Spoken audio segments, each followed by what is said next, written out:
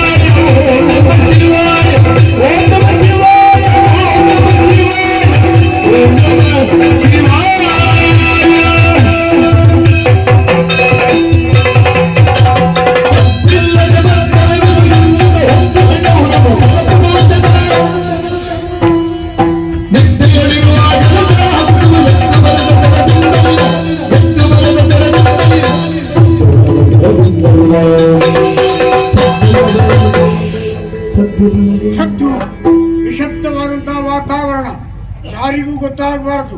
ಎಲ್ಲರೂ ಆಯಾಸಗೊಂಡಿದ್ದಾರೆ. ರಾತ್ರಿಯಲ್ಲಿ ಹೋಗಿ ಮಲಗ್ತಾರೆ. ಅವರು ಹೋಗಿ ಮಲಗುವ ಮೊದಲು ಗುಟ್ಟಾಗಿ ನಾನು ಹೋಗಿ ಮಲಗಬೇಕು. ಅವರು ನಿದ್ದೆಗೆ ಜಾರಿದಾಗ ಎದ್ದು ಇಡೀ ಭವನಕ್ಕೆ ನಾನು ಬೆಂಕಿ ಕೊಡಬೇಕು. ಯಾರು ಉಳಿಯಬಾರದು.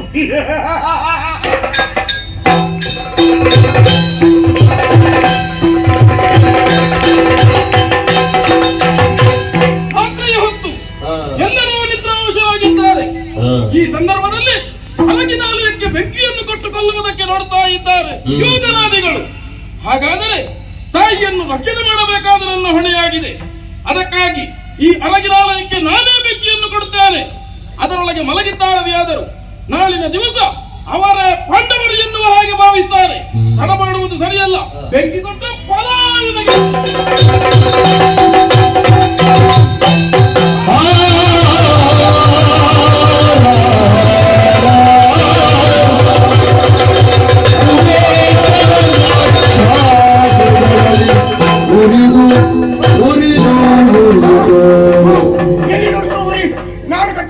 ಹೊರಗೆ ಬರುತ್ತಿಗೆ ಸಾಧ್ಯ ಇಲ್ಲ. ಮಾಡಿದ ಪಾಪಕ್ಕೆ ಮನವೇ ಸಾಕ್ಷಿ, ತೋಡಿದ ಬಾವಿಗೆ ಜಲವೇ ಸಾಕ್ಷಿ. ನಾನು ಮಾಡಿದ ಪಾಪಕ್ಕೆ ಜೀವಂತವಾಗಿ ಬಲಿಯಾಗುತ್ತಾ ಇದ್ದೇನೆ.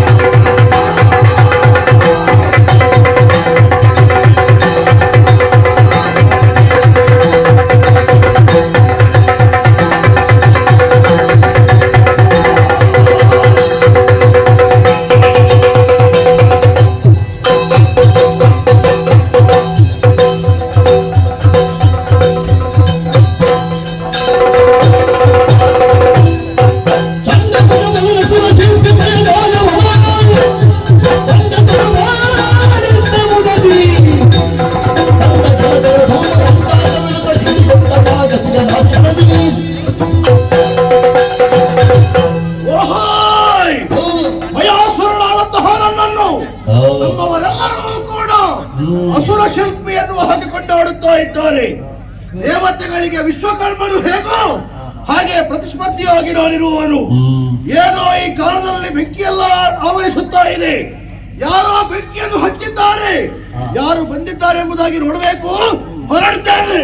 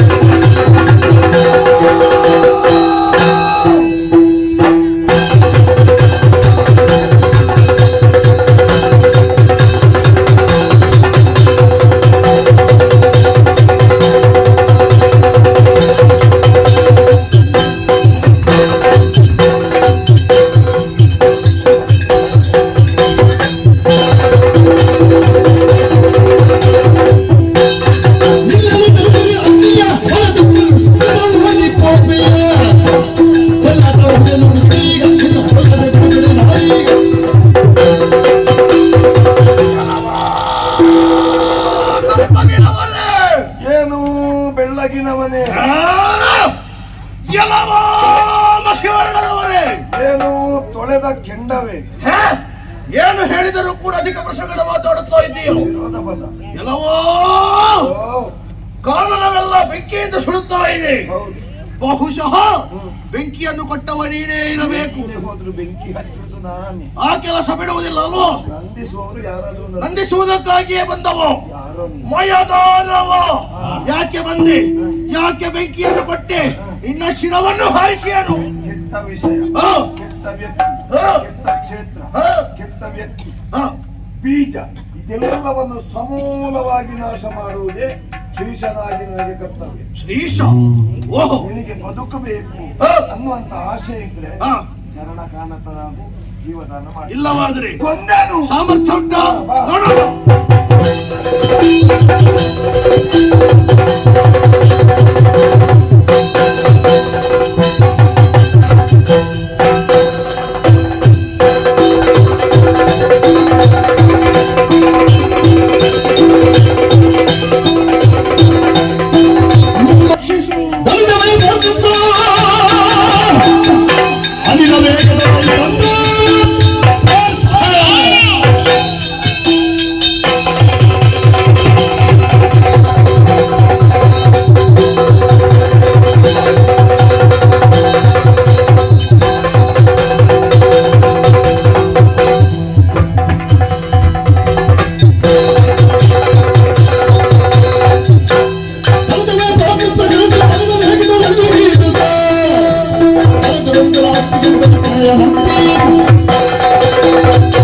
ಯಾರನ್ನು ನನ್ನನ್ನು ಅರ್ಜುನ ಎಂದು ಕರೆದವರು? ನಾನೇ ವಯಾಸುರ.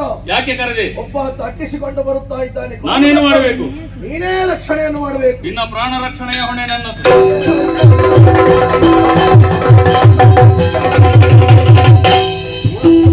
ಅರ್ಜುನ ಇವನೇ. ಕೊಲ್ತಾನೆ ಇವ. ಕೃಷ್ಣ, ಅವನನ್ನು ಕೊಲ್ಲುತ್ತೀಯ ನೀನು?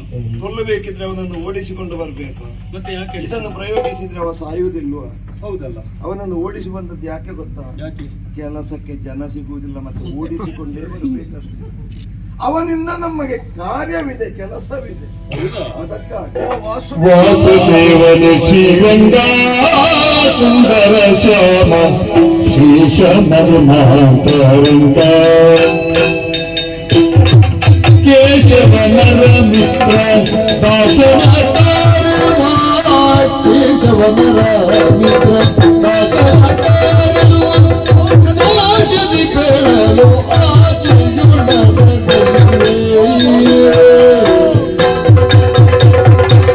ವಾಸುದೇವನ ಚೋರಂಗ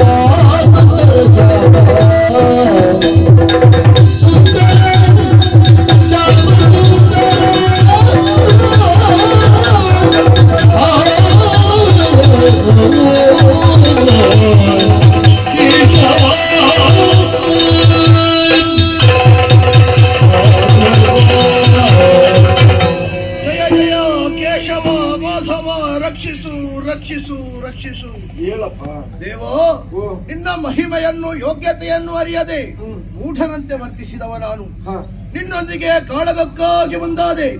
ದೇವನೇ ಮುನಿದ ಎಂದಾದರೆ ಭಕ್ತರನ್ನು ಲೋಕದಲ್ಲಿ ಕಾಯುವವರು ಯಾರಿದ್ದಾರೆ? ಅಲ್ವೇ? ಆದ್ದರಿಂದ ಈ ಭಕ್ತ ಮಾಡಿದಂತಹ ಸರ್ವಾಪರಾಧಗಳನ್ನು ಮನ್ನಿಸಬೇಕು ದೇವರೇ.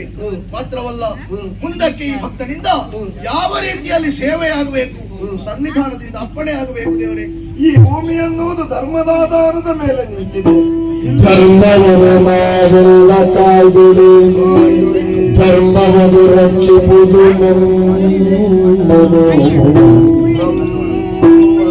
ಧರ್ಮದ ಅಲ್ಲಿ ಸ್ವರ್ಗವಾಗಲಿ ಧರ್ಮವೀತಿಯಲಿ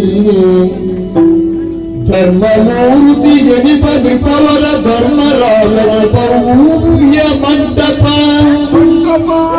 ಧರ್ಮ ಕರ್ಮ ವಿರಚಿಸು ಬೆಳಗಲಿಗಿಂದ್ರ ಪ್ರಸ್ಥಾನ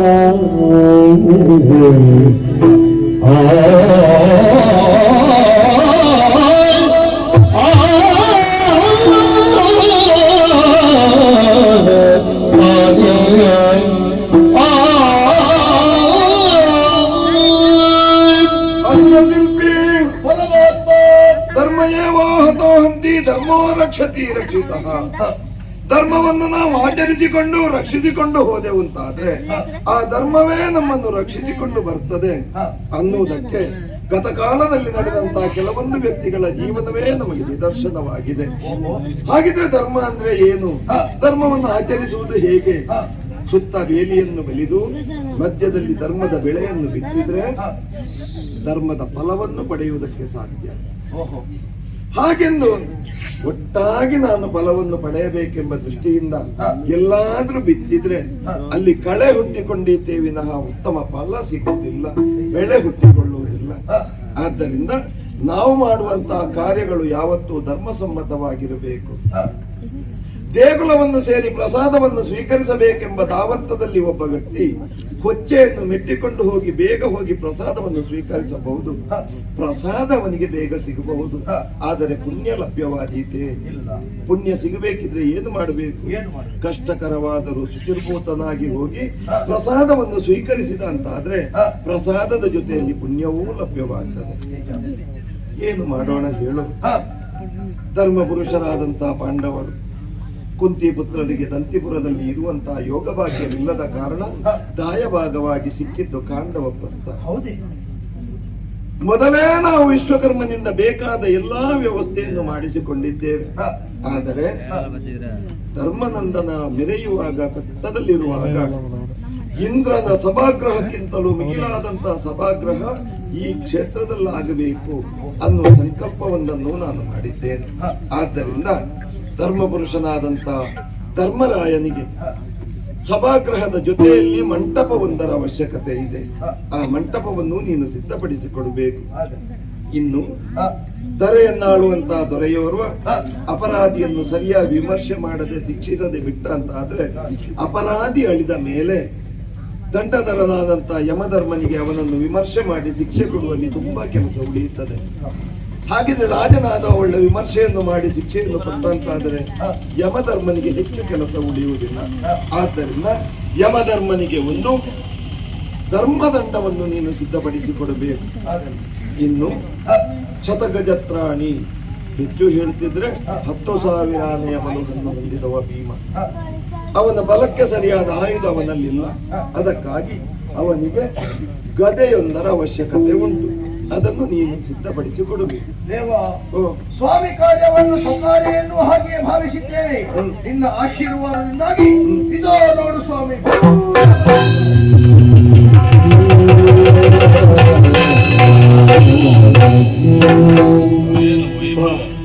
ಮನಸ್ಸಿಗೆ ಎಷ್ಟು ನೆಮ್ಮದಿಯಾಗ್ತದೆ. ನಮ್ಮ ಎಷ್ಟೋ ವರ್ಷಗಳ ಕನಸು ಮಂದಿರ ನಿರ್ಮಾಣ ಅದು ಆಗಿದೆ ಎಂಬಾಗ ನಮ್ಮ ಮನಸ್ಸಿಗೆ ಎಷ್ಟು ನೆಮ್ಮದಿಯಾಗ್ತದೆ ನೋಡು. ಆ ಸಂತೋಷವನ್ನು ನಾವು ಅನುಭವಿಸ್ತಾ ಇದ್ದೇವೆ. ಆದರೆ ಆ ಪೀಠವನ್ನು ಏರುವಂತಹ ದೊರೆ ಬರಬೇಕಲ್ಲ.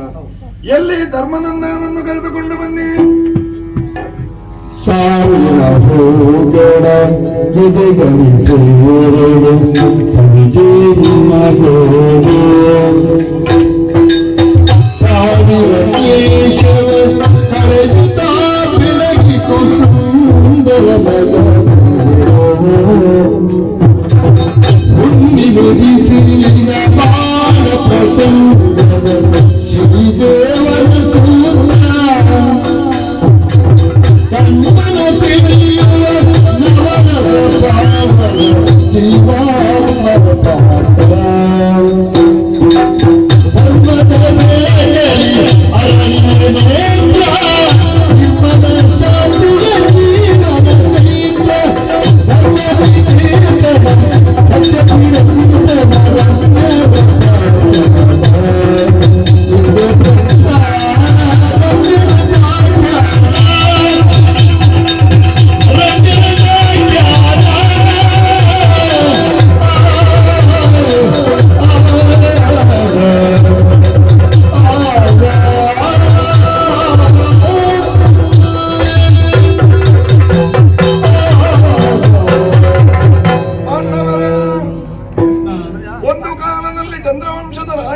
ಕೇಂದ್ರವನ್ನಾಗಿರಿಸಿಕೊಂಡು ಆಳ್ವಿಕೆಯನ್ನು ಮಾಡಿದ ಪ್ರದೇಶವಿದು ಕಾಂಡವ ಪ್ರಸ್ಥಾನ.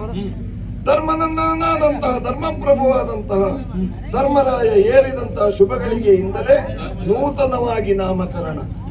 ಇನ್ನು ಮುಂದೆ ಇದನ್ನು ಇಂದ್ರಪ್ರಸ್ಥ ಅನ್ನುವ ಹಾಗೆ ಸಕಲರೂ ಕೊಂಡಾಡಲಿ. ಆಗಲಿ.